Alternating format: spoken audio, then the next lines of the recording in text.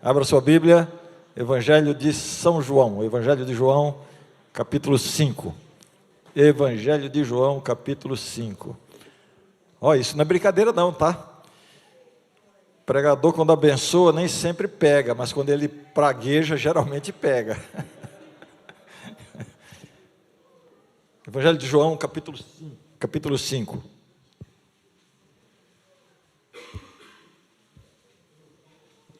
Todos acharam? Muito bem. Olha aqui para mim agora um pouquinho, eu vou fazer uma breve introdução para a gente aproveitar ao máximo. Eu vou realmente focar aqui para evitar comentários e explicações prolongadas. Eu quero que você tenha a sua atenção completa comigo agora, para você não perder o que vai ser dito aqui. A mensagem de hoje, ela não é um sermão apenas, ela é um testemunho. Eu vou compartilhar com vocês uma compreensão que eu tive há alguns anos, que abriu minha mente, minha visão espiritual e transformou o meu relacionamento com Deus. Então a mensagem de hoje se trata de algo que foi para mim transformador. Então eu quero compartilhar isso com você. A pergunta que eu faço aqui é a seguinte: se você tem uma luta na sua vida, uma batalha espiritual, e você anda desanimado, achando que nunca vai conseguir vencer, hoje eu vou trazer aqui uma palavra que vai trazer para você o caminho da vitória. Meia dúzia de amém. Eu vou dizer de novo: você pode sair aqui hoje vitorioso sobre suas grandes batalhas espirituais. Amém. É sobre isso que a gente vai falar, tá bom? Evangelho de João, capítulo 5. Esse capítulo traz a história de uma cura, um milagre de Jesus. O milagre da cura do paralítico do tanque de Betesda. Acho que todo mundo aqui conhece a história. Nós vamos fazer a leitura e eu quero que você fique bastante atento. Diferente do que a gente quase sempre pensa, a gente vai ler uma história que trata da cura de um paralítico. Então, se eu perguntar assim, qual é a parte mais importante da história? A resposta mais simples é: a parte mais importante da história é a cura do paralítico. Pois, curiosamente, a parte mais importante dessa história não é a cura deste homem. E é para isso que eu quero chamar a sua atenção. A parte mais importante da história está na pergunta que Jesus faz a esse homem. Aí está o lado mais importante. É a partir dessa pergunta de Jesus que a gente vai extrair algumas lições para a nossa vida hoje aqui. Na história você vai notar algumas coisas importantes. O texto diz que o paralítico estava naquela condição havia 38 anos. Então a Bíblia não desperdiça palavras nem informações. Se essa informação está ali é porque é importante. Eu deduzo, é uma dedução, não está explícito. Eu deduzo que a Bíblia diz isso porque ele era o mais antigo dali. Se aquela crença de que quem se jogasse na água primeiro, quando a água era mexida, fosse verdade, e fosse organizar ali por ordem de chegada, ele seria o primeiro da fila, era a vez dele, né? Outra coisa que você vai notar no texto, na maioria das Bíblias, tem um trecho que está entre colchetes, justamente para indicar que esse pedacinho aí não faz parte, não está presente dos principais manuscritos, portanto ele não é um trecho realmente inspirado, ele reflete uma tradição, uma lenda, porque de fato não é assim que Deus age, ok? Bem, feitas dadas essas informações, eu convido você para a leitura bastante atenta, e eu quero que você se concentre no diálogo entre Jesus e o paralítico. Vamos lá, São João capítulo 5, começando o versículo 1. Passadas estas coisas, havia uma festa dos judeus, e Jesus subiu para Jerusalém. Ora, existe ali junto à porta das ovelhas um tanque, chamado em hebraica Betesda, o qual tem 5 pavilhões. Nestes jazia uma multidão de enfermos, cegos, coxos, paralíticos, esperando que se movesse a água, porquanto um anjo descia em certo tempo, agitando-a. E o primeiro que entrava no tanque, uma vez agitada a água, sarava de qualquer doença que tivesse. Estava ali um homem enfermo havia 38 anos. Jesus, vendo-o deitado e sabendo que estava assim havia muito tempo, perguntou-lhe: queres ser curado? Respondeu-lhe o enfermo: Senhor, não tenho ninguém que me ponha no tanque quando a água é agitada, pois enquanto eu vou, desce outro antes de mim. Então lhe disse Jesus: levanta-te, toma o teu leito e anda. Imediatamente o homem se viu curado e, tomando o leito, pôs-se a andar. E aquele dia era sábado. Amém? Os milagres de Jesus, eles são vistos na Bíblia, especialmente no Evangelho de São João, no Evangelho de João. Os milagres de Jesus são vistos como sinais. Aliás, em vários textos dos próprios evangelhos, o escritor se refere aos milagres usando a palavra sinais, sinais e maravilhas. Já viram isso, não? Isso é ainda mais verdade no Evangelho de João. Por que sinal?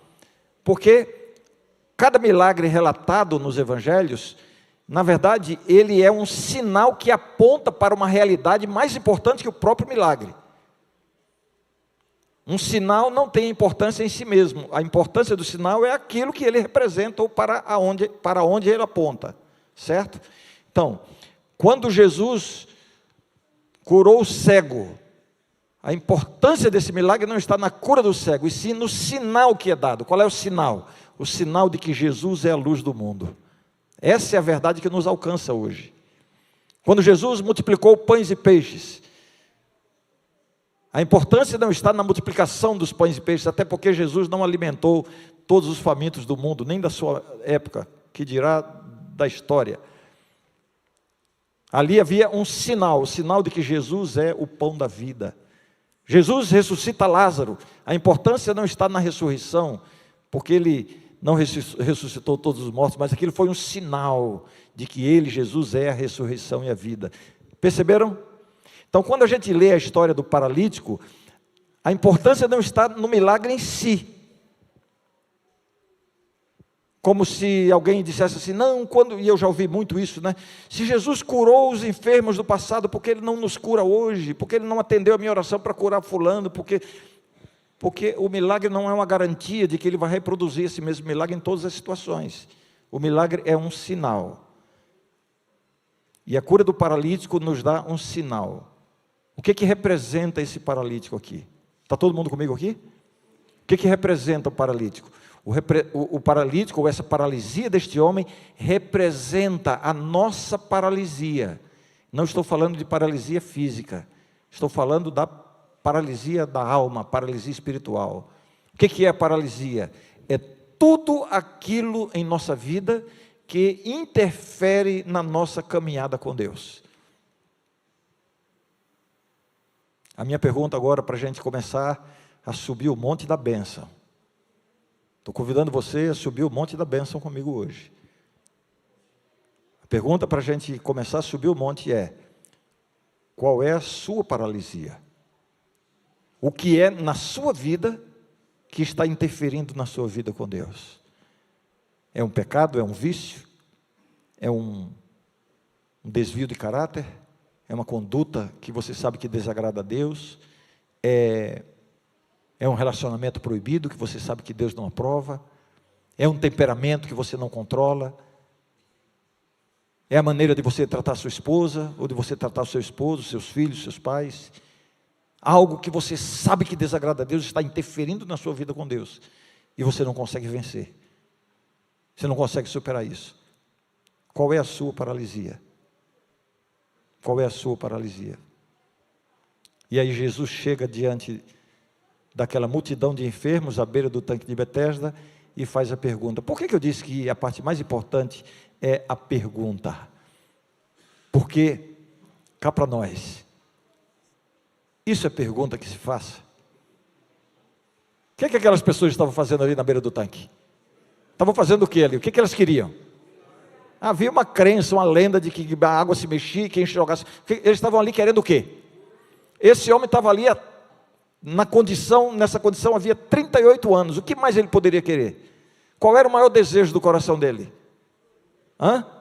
E aí Jesus chega, Queres ser curado? Oh, isso é pergunta que se faz?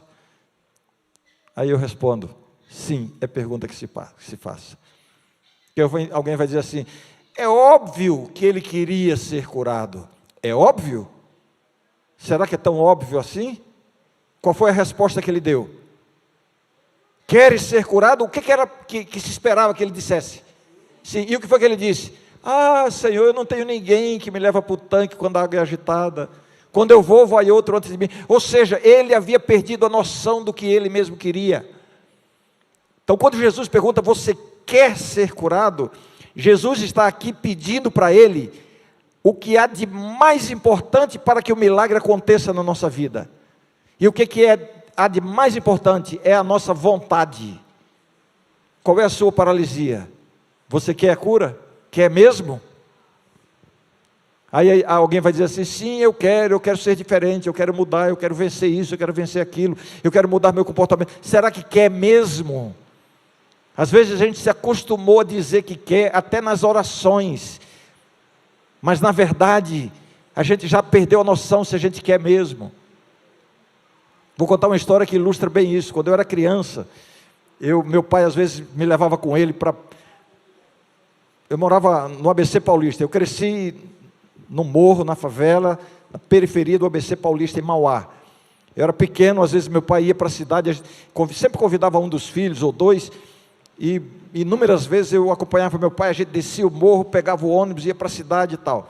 Havia um percurso que ele fazia, quando a gente descia do ônibus, aí dobrava uma esquina, na esquina tinha um bar, que era amigo do meu pai, o dono do bar era amigo do meu pai. Meu pai sempre parava lá para tomar uma cervejinha, e a gente gostava porque era a hora do Guaraná com coxinha para a gente, né? Mas havia uma coisa ali que eu não gostava, na calçada do bar, ficava um homem lá, maltrapilho, com a perna da calça arregaçada, exibindo uma ferida enorme, nojenta na perna, e pedindo esmola ali. Meu pai tinha o hábito, toda vez que ia, já levava uma moedinha, botava ali e tal. Eu me lembro que uma vez a gente foi e o homem não estava lá. Aí meu pai entrou e perguntou para o dono, ô fulano, cadê o cidadão que ficava aqui? Morreu? E ele, não, seu José, morreu não, aconteceu uma coisa boa. O que foi? Passou um médico aqui, deu uma olhada e viu que tinha cura, e ofereceu para ele tratamento. Ele saiu para tratar, o médico ofereceu o tratamento para ele. Puxa, que maravilha, que coisa boa. Um tempo depois, não me lembro se semanas, a gente voltou lá na nossa trajetóriazinha e estava lá o cidadão do mesmo jeito que antes, com a mesma latinha pedindo esmola, a mesma ferida exposta. Meu pai passou, botou a moedinha, eu me lembro que meu pai entrou e perguntou para o dono do bar, ô fulano, o que foi, não teve cura? Aí o dono do bar disse, ô José, nem sabe o que aconteceu. O que aconteceu? Tinha cura sim, e o doutor passou aqui e ofereceu o tratamento, mas na hora de começar o tratamento, ele não quis ser tratado. E quando o médico questionou, ele disse assim, se eu ficar curado dessa ferida, eu vou viver de quê? Sabe, às vezes há coisas em nossa vida que a gente sabe que precisa ser curada, que precisam ser curadas. A gente sabe que não é a vontade de Deus, a gente sabe que precisa de uma mudança.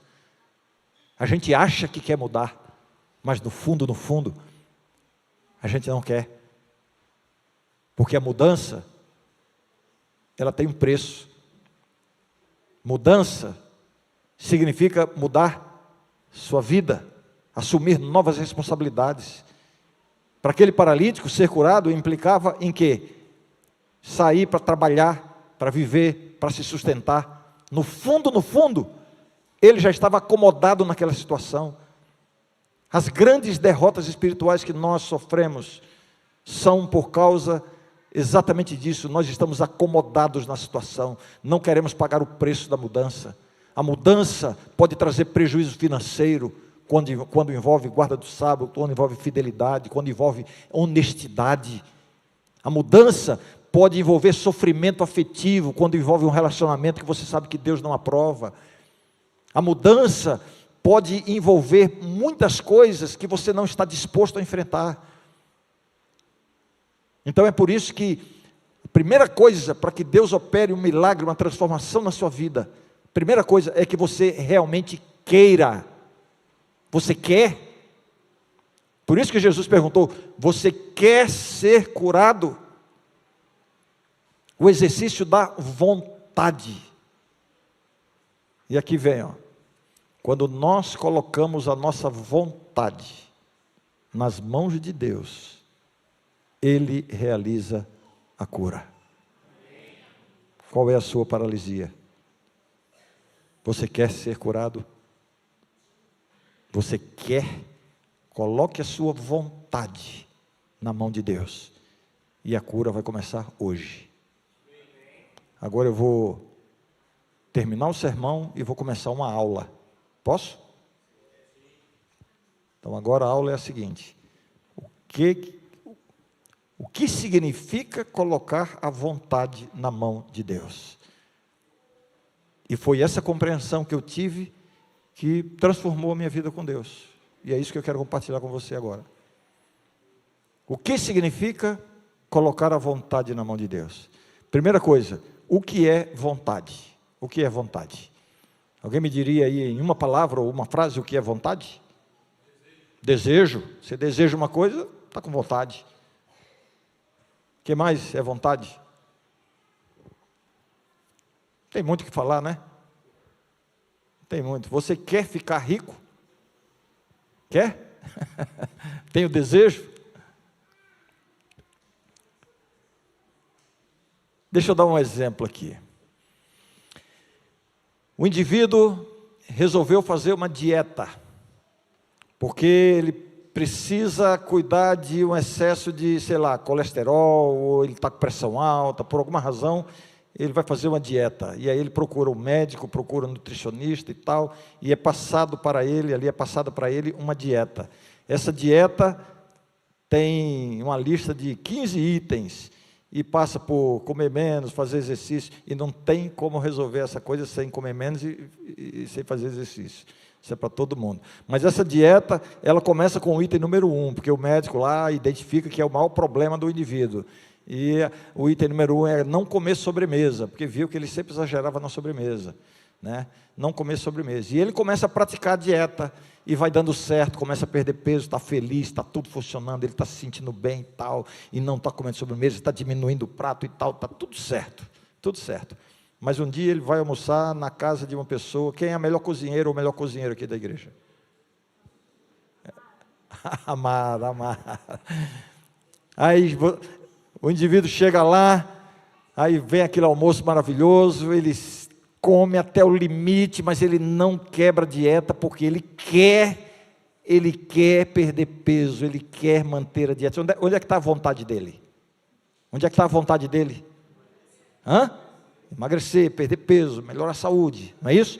A vontade dele está aí. Por isso que ele se segura ali e tal, né? Estava decidido a não comer a sobremesa, até o momento em que veio lá da cozinha aquele prato com aquela sobremesa maravilhosa, e é colocada bem na frente dele. Aí eu pergunto agora: dá vontade de comer a sobremesa, sim ou não? Sim ou não? E a vontade da dieta, como é que fica? Acaba? Acaba nada, vira um conflito, vira uma guerra. Está com vontade de manter a dieta, consciência ali, mas a vontade de comer a sobremesa também é muito grande, não é isso? Fica nesse conflito. Agora a minha pergunta-chave, para você entender. Se você entender isso aqui, você vai entender toda a mensagem de hoje. É possível ter duas vontades opostas ao mesmo tempo? Nesse caso aí, vontade de manter a dieta e vontade de quebrar a dieta, é isso? É possível ter duas vontades opostas ao mesmo tempo? Sim ou não?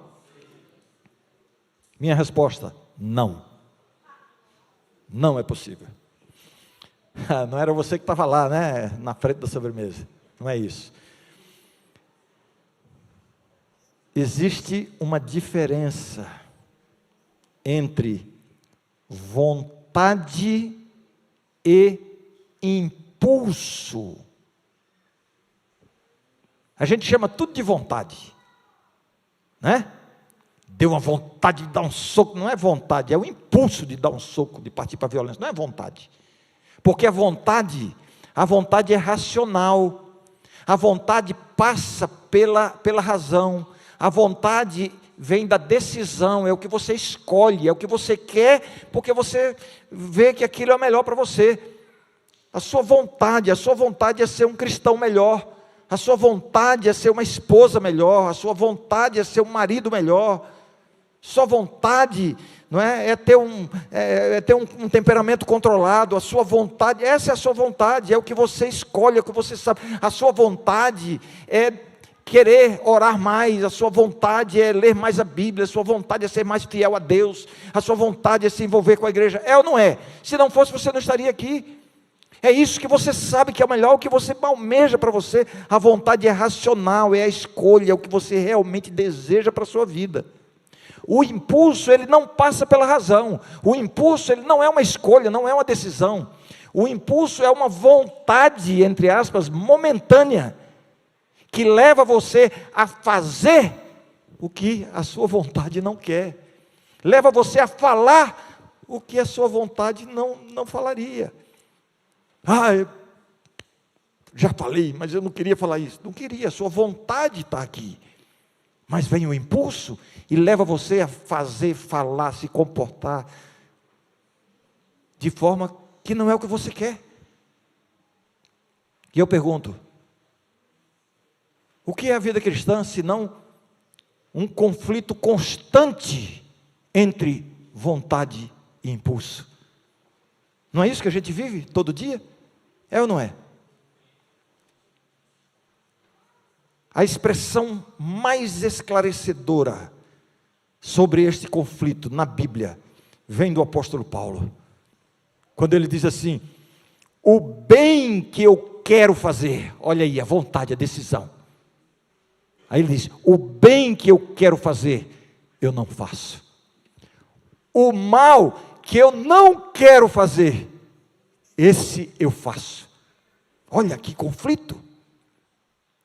E ele diz assim: quem me livrará deste corpo de morte, ou do corpo desta morte? Conflito. Vontade é a escolha, é a decisão, é o que ele sabe que é melhor, mas não consegue fazer. Impulso é o que ele não quer, ele sabe que está errado, né? E ele acaba fazendo. Quem me livrará do corpo desta morte? Só que a expressão dele, graças a Deus, não termina aí, porque ele dá um brado de vitória dizendo assim: mas graças a Deus por Cristo Jesus. O que é isso? O que significa isso? Significa que é possível, com o poder de Deus, é possível que a vontade prevaleça sobre os impulsos. Qual é a sua paralisia? Qual é a área da sua vida que está impedindo que você ande corretamente nos caminhos do Senhor? Você quer ser curado? É a sua decisão, é a sua escolha. Todo mundo entendeu o que é vontade? Está claro? Segunda parte da aula. Como colocar a vontade na mão de Deus. E quando nós fazemos isso, o milagre acontece. Jesus disse ao paralítico, perguntou, né? Queres ser curado? Aí ele, Senhor, não tenho ninguém. Quando eu vou, vai outro antes de mim. Eu tenho um sermão somente sobre a resposta do paralítico, é outra coisa. Mas ele havia perdido a noção de qual era a vontade dele. Aí Jesus diz assim, levanta-te e anda. Aí o que aconteceu? Olha aqui, presta atenção.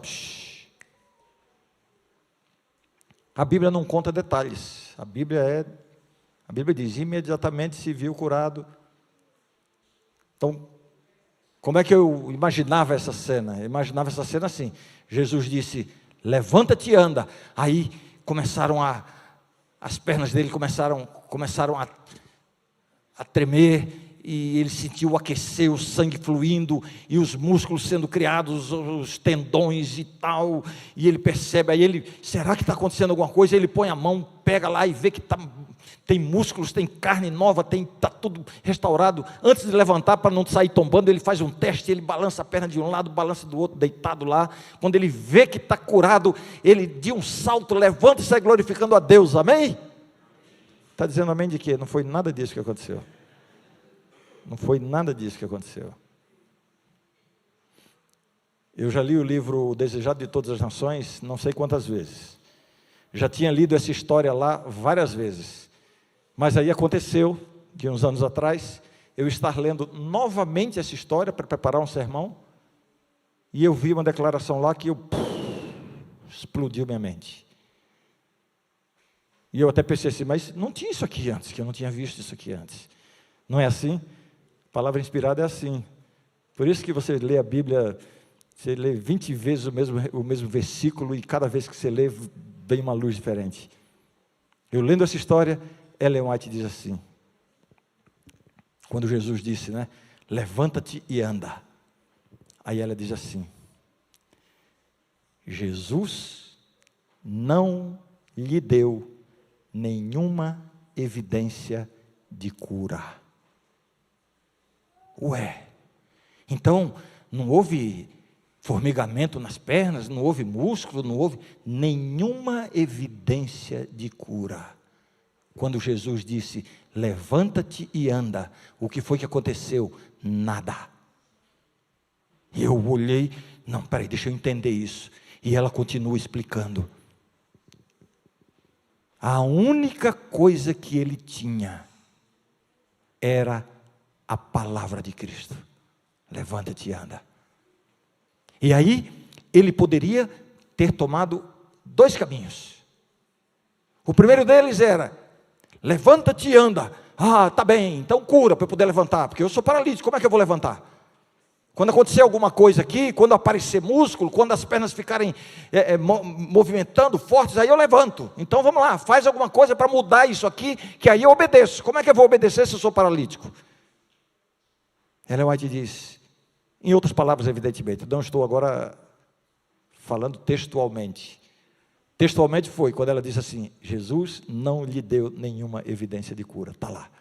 Mas aí ela explica, se ele tivesse ficado esperando acontecer alguma coisa, estaria lá até hoje. Nada teria acontecido. A palavra de Jesus poderia ter voltado vazia. Isso é impressionante para mim. Mas ele tinha a outra opção.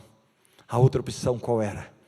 Mesmo sem ter nenhuma transformação visível, mesmo sem ter nenhuma evidência, ela diz, ele agiu pela palavra de Cristo.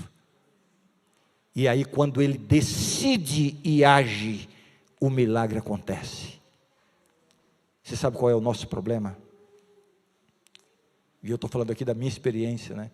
Por isso que eu disse, essa compreensão mudou a minha vida com Deus. Quantas vezes eu me lancei de joelhos, clamando, chorando, pedindo uma vitória, pedindo uma transformação, né? Uma coisa que me puxava para um lado, e eu, Senhor, muda isso, tira isso. Eu terminava a oração e não mudava nada, e eu dizia, não foi dessa vez que o milagre não aconteceu. Até que eu entendi que eu não tenho que esperar o milagre. Levanta-te e anda, não espere o milagre, viva o milagre. É quando você decide e age que o milagre acontece. Se você ficar esperando, eu vejo pessoas lutando na sua vida com circunstâncias. Ah, porque lá no meu trabalho eu não consigo fazer a vontade de Deus. Seja por uma questão de honestidade, seja por uma questão de guarda do sábado, seja lá o que for. Eu não consigo. Então eu já falei para Deus, para Ele abrir uma porta, mudar, transformar. Quando Ele transformar essa situação, eu vou ser fiel. Não espere. Decida e haja.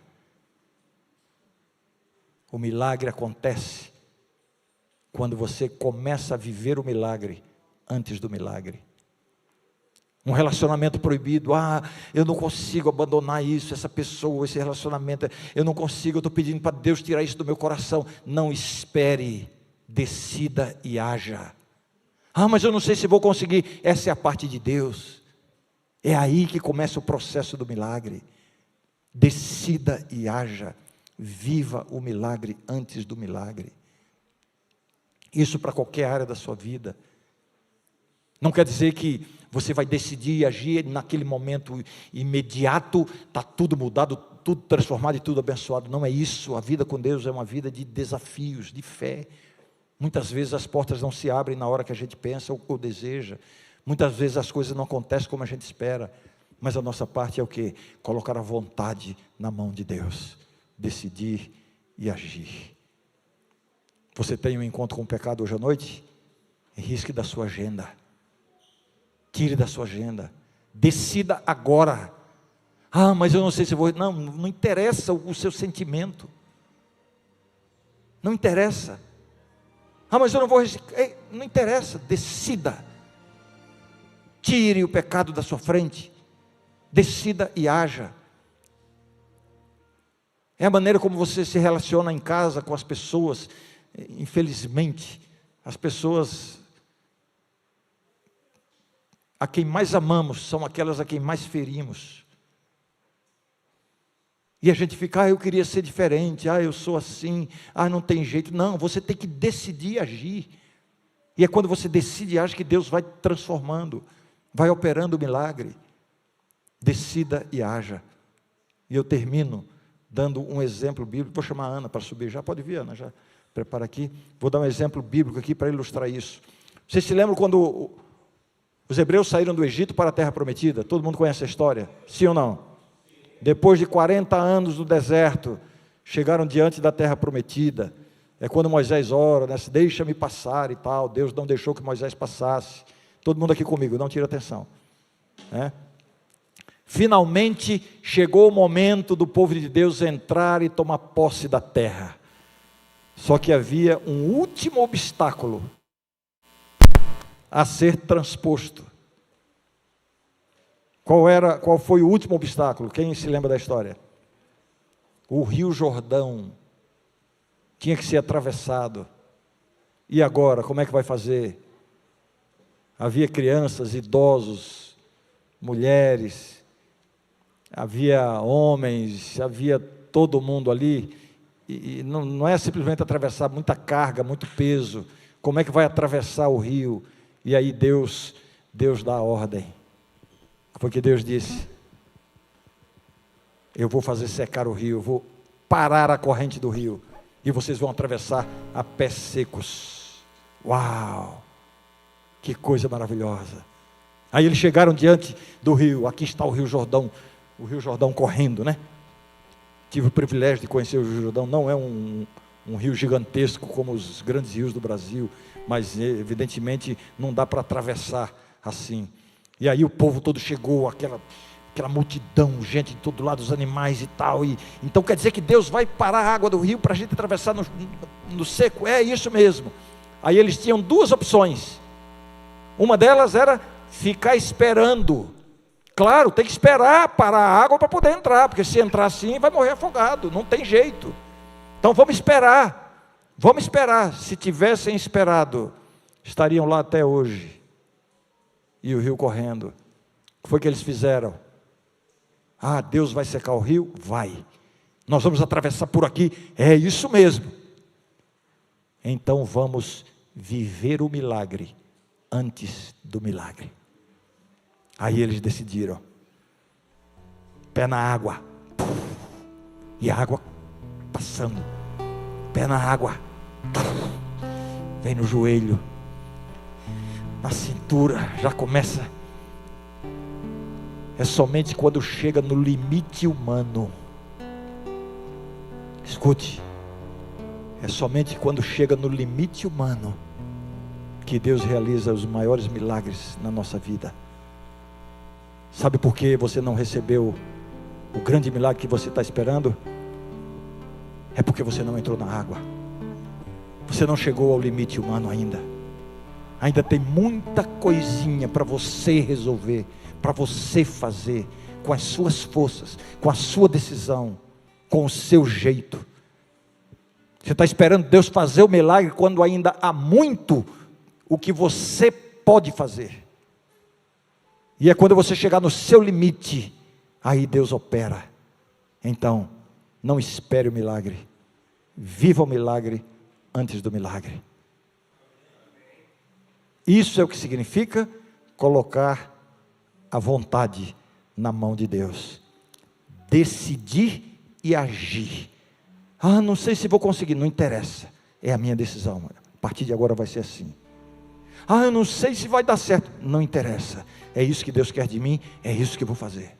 Ah, mas isso vai me dar prejuízo, ah, isso vai me complicar no trabalho, ah, isso vai trazer problema com a minha família, isso vai, não interessa, eu vou decidir e agir de acordo com a vontade de Deus.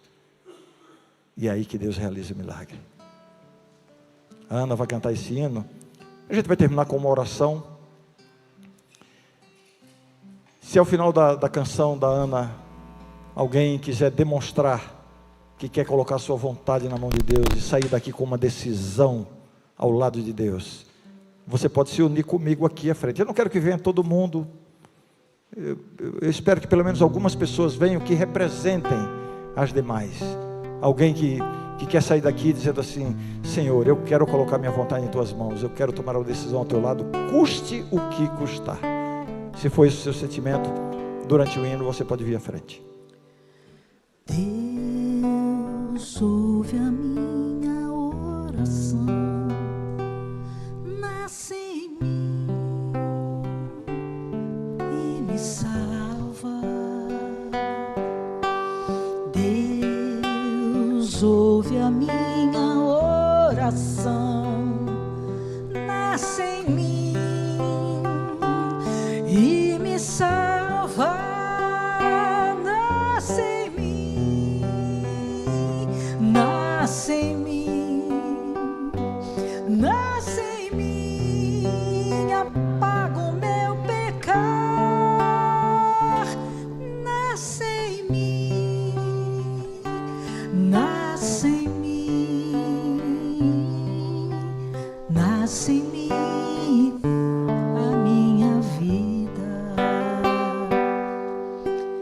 Deus ouve a minha oração, nasce em mim e me salva. Deus ouve a minha oração. Mais alguém aqui à frente? Nasce em mim e me salva. Nasce em mim, nasce em mim, nasce em mim, apaga o meu pecar. Nasce em mim, nasce em mim,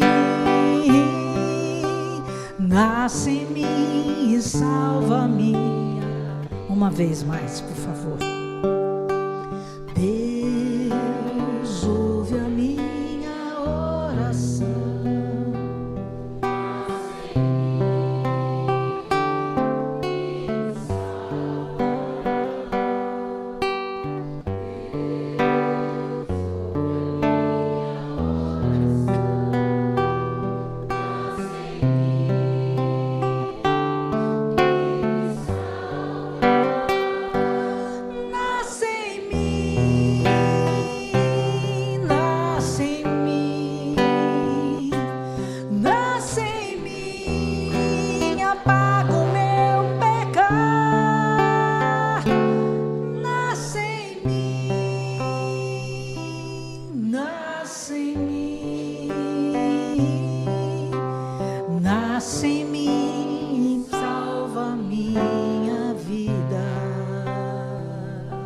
Todos em pé para a oração final, por favor. Santo Deus, louvado seja o teu nome. Obrigado, Senhor, pela bênção da tua palavra, pelo poder que colocas à nossa disposição.